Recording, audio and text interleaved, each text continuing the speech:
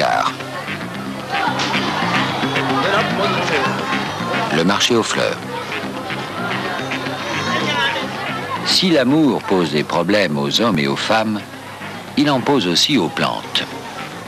Entendons-nous.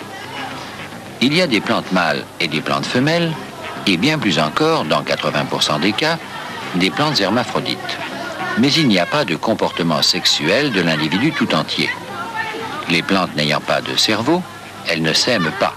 Ce sont leurs cellules sexuelles qui s'aiment. Pas de fantasmes, pas de problème de couple, pas de tabou sexuel chez les plantes. Mais il reste qu'elles ont le même besoin que nous de se reproduire. C'est ce qui leur fait dépenser des trésors d'imagination. Il faut de temps en temps se souvenir que lorsqu'on offre une fleur, on offre l'appareil sexuel d'un individu végétal.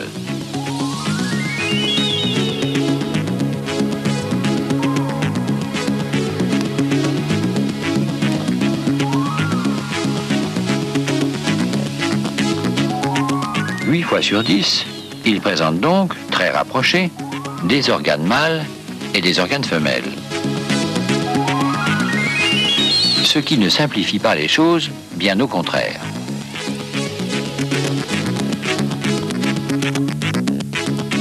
Les organes mâles d'une fleur, ce sont les étamines. À leurs extrémités, ces petits renflements jaunes, ce sont les anthères, chargés de pollen. Quant à l'organe femelle, c'est le pistil, formé d'ovaires.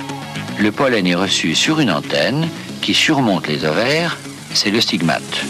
Il est souvent brandi au bout d'un petit mât qu'on appelle le style.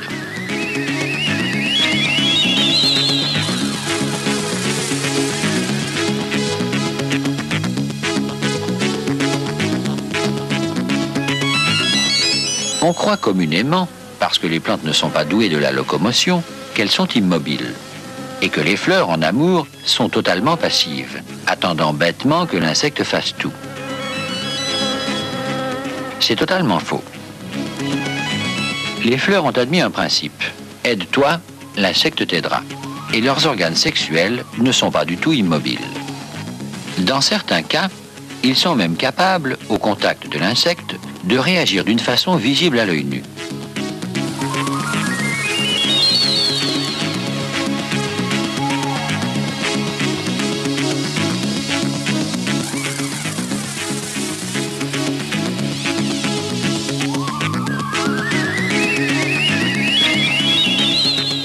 L'hélianthème des Apennins est une fleur commune des jardins. Ces organes mâles, qui doivent donc livrer leur pollen à l'insecte, réagissent dès que celui-ci les touche. À peine effleurée, une étamine s'écarte vers l'extérieur. La zone sensible est située à la base des étamines, juste là où la patte d'un insecte peut se poser. Il faut un bon quart d'heure avant que l'étamine touchée retrouve sa position normale.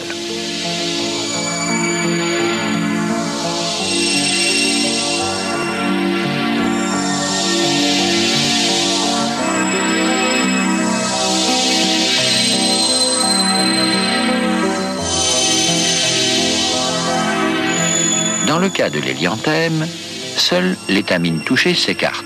Les autres ne bougent pas.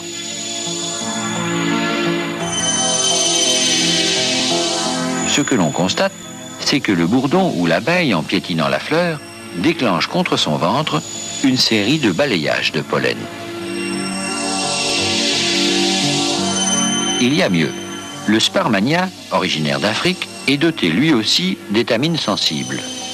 Mais il suffit cette fois que la patte d'un insecte touche une seule étamine pour qu'aussitôt toutes les autres s'écartent, pour balayer d'un seul coup le ventre poilu du bourdon.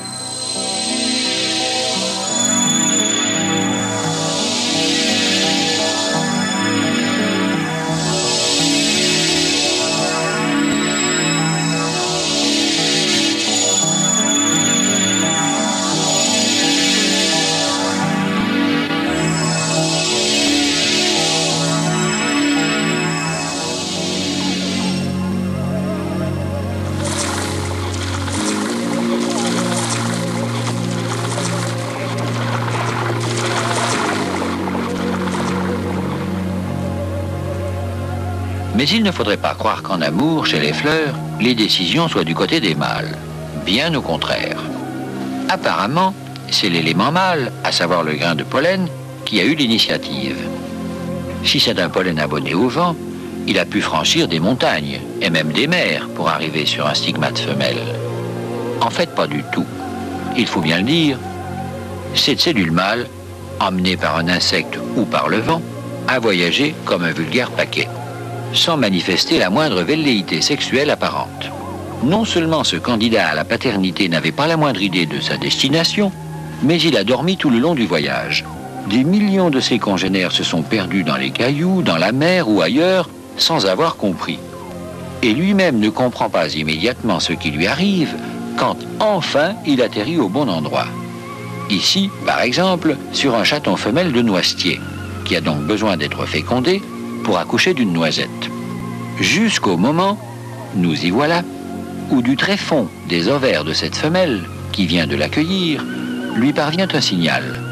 C'est une hormone femelle qui l'imprègne et qui, enfin, le révèle à sa condition mâle.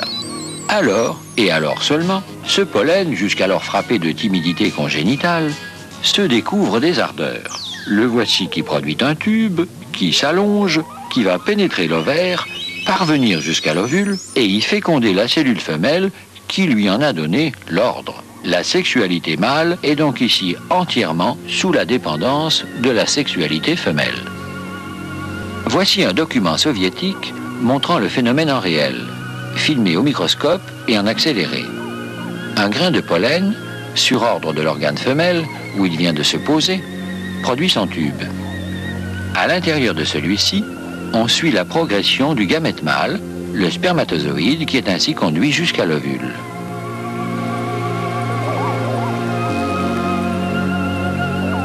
Quant à l'ardeur du pollen à émettre son tube, elle est très variable. Celui des conifères, par exemple, est jusqu'à 2000 fois moins prompt à l'amour que celui des plantes à fleurs.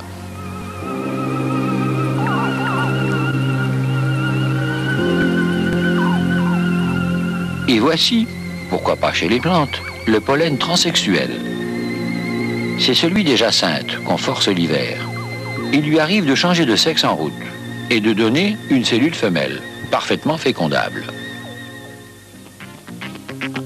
Certaines plantes sont capables d'avoir des enfants sans le secours de la semence mâle. Ainsi, les bananes, les ananas forment des fruits sans l'intervention de pollen, grâce à des phénomènes hormonaux naturels ou provoqués par l'homme. Voilà pourquoi vous n'y trouverez pas de pépins. Et ceci nous ramène à la règle générale du monde végétal, qui est bel et bien le matriarcat. C'est la femelle qui domine. Observez sous les arbres au printemps. Chez les plantes, comme chez bon nombre d'animaux, dès la fécondation accomplie, le mâle disparaît. Les étamines fanent, les chatons mâles tombent des saules, des peupliers, des noisetiers. C'est la grande débâcle des mâles devenus inutiles. La fleur s'est servie du pollen pour se faire un bébé. Un point, c'est tout. Elle l'élève toute seule.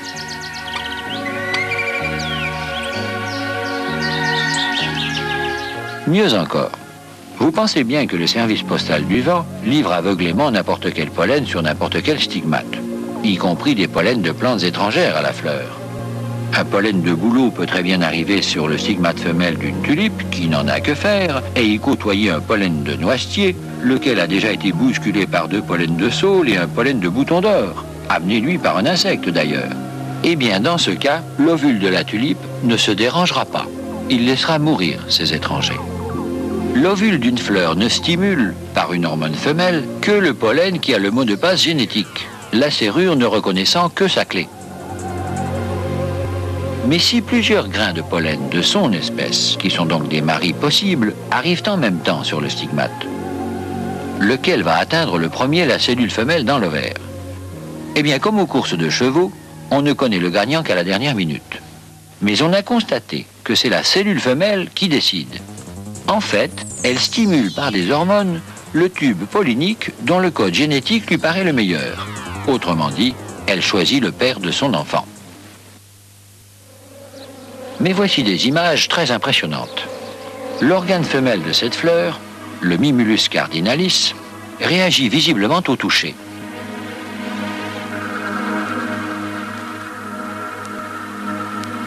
Comme si la fleur pensait « On touche mon organe femelle, donc c'est un insecte, il amène du pollen, je l'avale. » Et son organe femelle ne se rouvre pas avant 15 minutes. Ce n'est pas tout. Si l'on dépose sur le stigmate de cet autre mimulus du pollen d'une fleur qui lui est étrangère, il se referme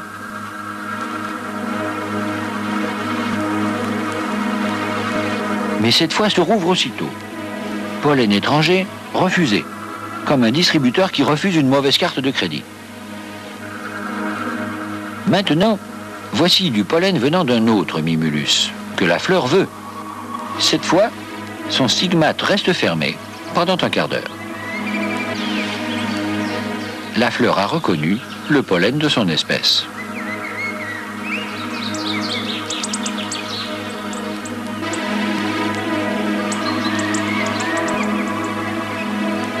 Et regardez bien maintenant ce qui va se passer avec l'organe femelle de ce proboscidé.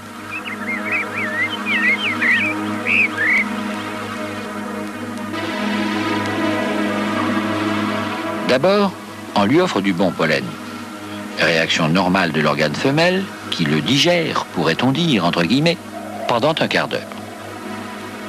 Et puis, vous allez voir la protestation, en quelque sorte, de cet organe femelle touché avec les organes mâles d'une fleur qui n'est pas de son espèce.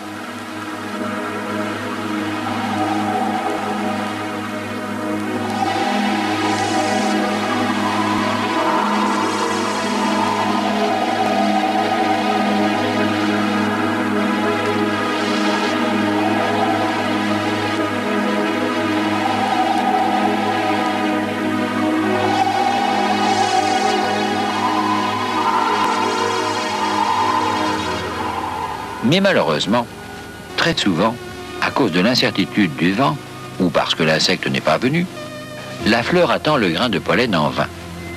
Dans ce cas, elle va rester célibataire. Tout le monde ne pouvant pas se passer de mâle, comme l'ananas ou la banane, à moins que la fleur, se disant qu'après tout, elle est hermaphrodite, se décide, faute de mieux, à se féconder elle-même. C'est ce que fait la nigelle. Cette fleur ornementale, abondamment cultivée dans les jardins, est visiblement conçue pour la fécondation indirecte, par insectes interposés. Voyez la preuve, les parties terminales de son pistil, réceptrices du pollen, sont situées très au-dessus des étamines. Son pollen ne peut donc pas tomber sur son propre pistil. La nigelle commence donc par attendre un pollen venu d'une autre nigelle, parce que les croisements, c'est toujours mieux. Mais rien ne vient. Alors, elle se résigne. Les organes femelles finissent par aller chercher le pollen de ses propres étamines. Voici donc une plante qui, en quelque sorte, fait l'amour en organisant le contact physique entre les sexes comme le font les animaux. En cas de nécessité, la tulipe en fait autant. Mais à l'inverse, ce sont les étamines qui viennent toucher l'organe femelle de la fleur et y déposer son propre pollen.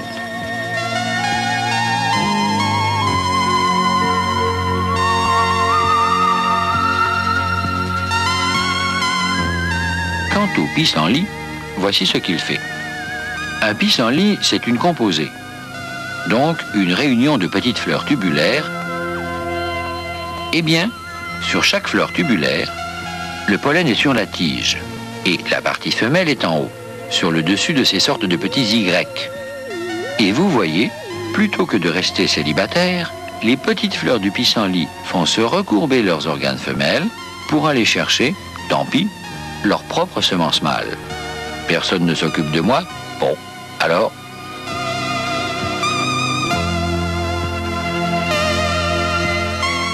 Mais alors, direz-vous, l'hermaphrodisme, au fond, c'est le rêve.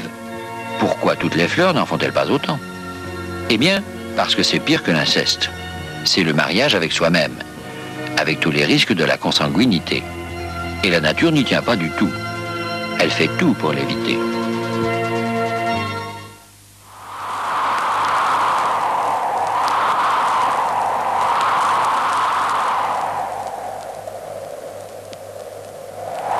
Mais Mais au fait, pourquoi les plantes n'ont-elles pas choisi, comme les animaux, le moyen le plus sûr pour avoir des croisements?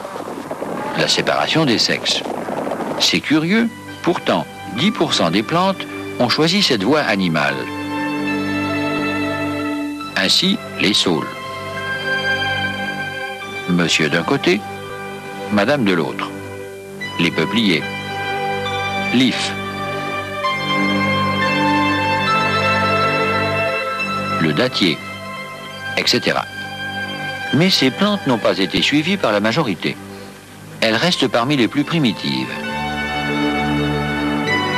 Après elles, la nature a préféré organiser la promiscuité des sexes mâles et femelles sur la même fleur. Et quel problème! Car la logique voudrait que ces organes se fécondent entre eux. Mais la génétique ne veut pas, car cela donnerait des graines dégénérées. Alors, pour éviter l'autofécondation, tous les coups sont permis. L'astuce employée par l'iris sauvage est d'une simplicité et d'une efficacité merveilleuse. Il attire l'insecte par son parfum très fort et le guide vers son nectar grâce à des lignes directrices d'atterrissage bleu-violet. Et regardez bien, l'organe femelle de la fleur est disposé sur le passage de l'insecte et sa partie fécondable est sur le dessus. Mais là où est l'astuce, c'est que le bord est souple, un peu recourbé, de sorte que si l'abeille en entrant a du pollen sur le dos, elle en imprègne forcément le stigmate et féconde l'iris. Mais quand l'abeille ressort, chargée cette fois du propre pollen de l'iris, le système ne fonctionne plus, dans l'autre sens.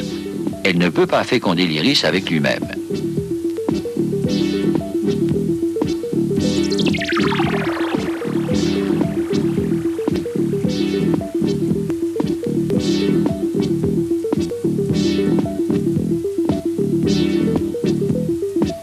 Quant aux étamines de l'iris qui ont déposé du pollen sur l'abeille, elles sont à l'intérieur, sous le pétale.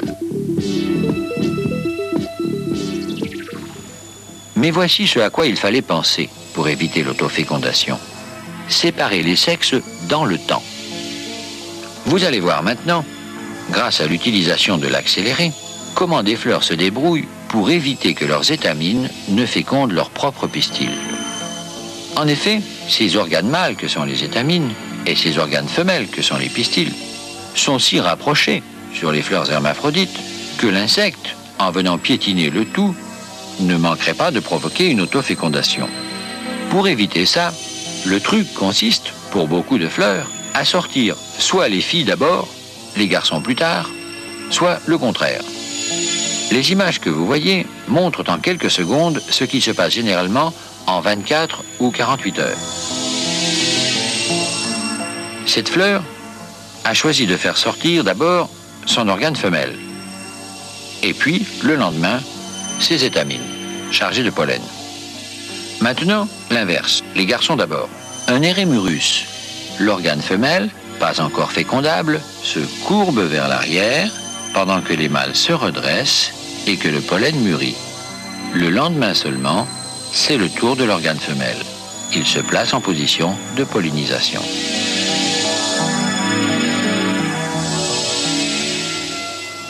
Le cageophora. Premier jour. Les mâles se rassemblent pour présenter leur pollen à l'insecte.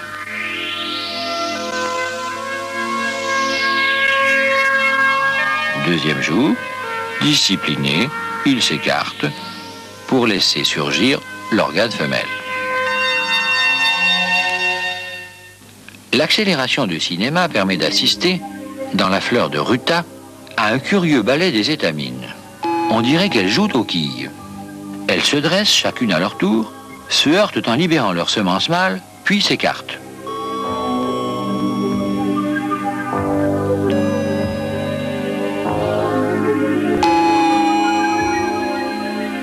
Alors apparaît l'organe femelle, en même temps que le nectar brillant, sucré, qui attire les insectes.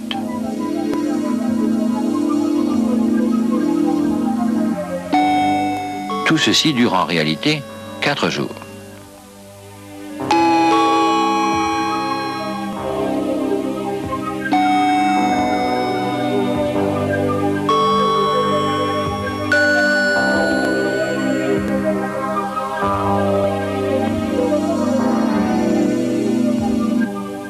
Voici le résultat avec l'insecte. Période mâle des 2 premiers jours, l'abeille tourne autour de la fleur, suce le nectar, accroche le pollen des étamines. Période femelle des 2 derniers jours, l'abeille ne trouve plus que l'organe femelle de la fleur. Elle ne peut que le féconder avec du pollen étranger.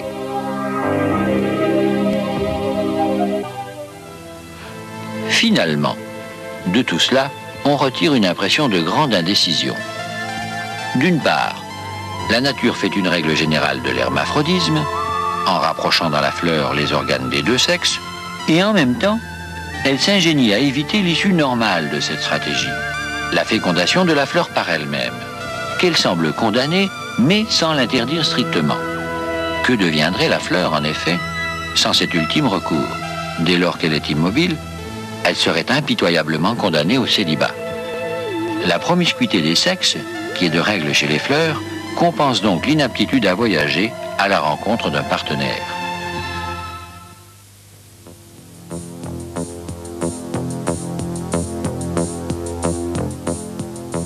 La nature n'a pas fait, pour les plantes, le choix clair qu'elle a fait pour les animaux supérieurs et les humains. Les sexes y sont portés par des individus différents.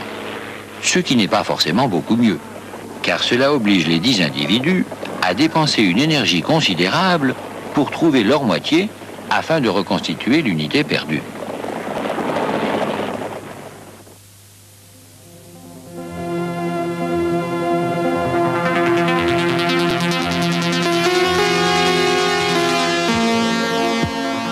C'est une caractéristique du monde des fleurs que d'explorer tous les chemins possibles de la sexualité.